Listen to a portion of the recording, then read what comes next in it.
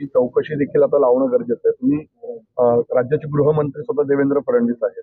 अशाला मागणी नेमकी कशी काय करणार आहात आपण इथं चौकशी? नाही, असं आहे ते देवेंद्र फडणवीसांकडे मागणी करायची काय म्हणजे चोराच्या हातात आमदार खऱ्या किल्ल्या देण्यासारखं आहे. कारण मी त्यांना स्वतः फोन केला होता. त्यांनी फोनवर येण्याचं सुद्धा सौजन्य दाखवलं नाही. आणि यामध्ये फार मोठी रक्कम अडकली होती. याचं कारण असं आहे, मी SP-ना फोन केला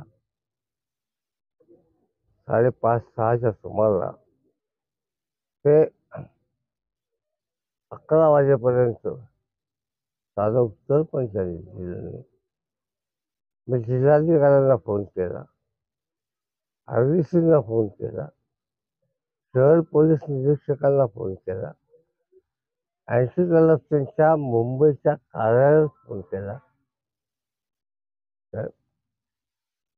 अशा पद्धतीने शासन चाललं आहे. त्याचा एक आदर्श नमुना म्हणजे तुम्हाला धुळ्याचं उदाहरण ठेवता येईल. भाऊ, आता नोटांची मोजणी झालेली आहे.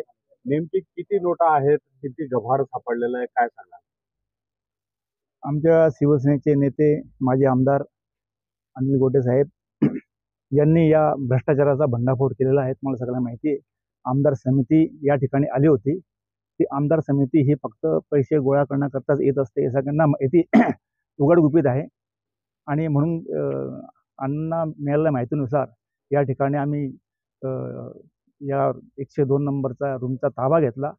आम्ही त्या ठिकाणी एक ठाण मांडून बसलो. आम्हाला अत्यंत गोपनीय आणि अत्यंत खात्रीपूर्वक माहिती होती की या रूममध्ये भरमसाठ पैसा हा आणून ठेवलेला आहे वेगवेगळ्या अधिकाऱ्यांनी वेगवेगळ्या खात्याच्या मार्फत.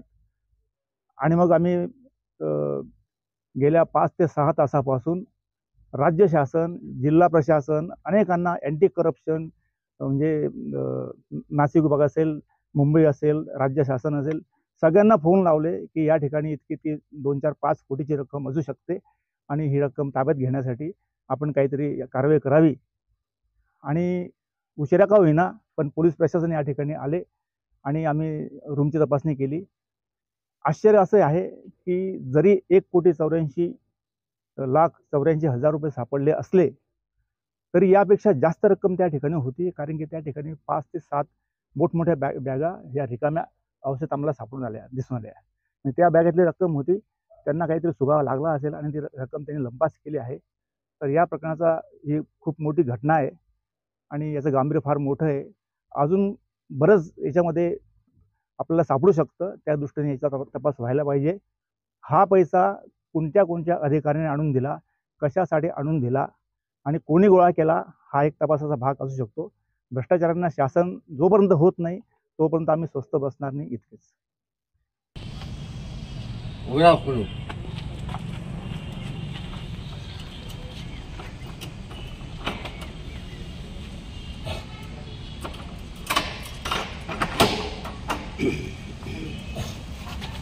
ग्रुप नंबर 102 मध्ये 5 कोटी रुपये आणलेले आहेत.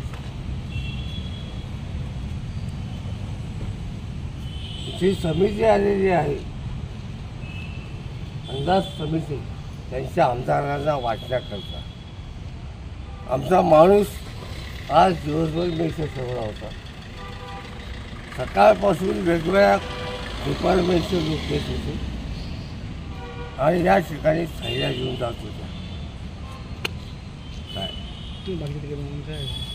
आणि म्हणून मी संध्याकाळी ज्यावेळेला एरियाचं थांबलं त्यावेळेला मी संध्याकाळी या ठिकाणी कुलूप लावलं आहे. बघून घ्या कुलूप.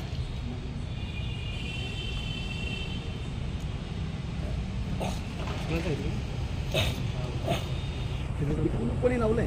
मी लावलंय. या बाहेर बरं खोलले त्यांचं कुलूप आहे. या ठिकाणी कोण थांबले, कुणाच्या नावाने काहीही नोंद नाही.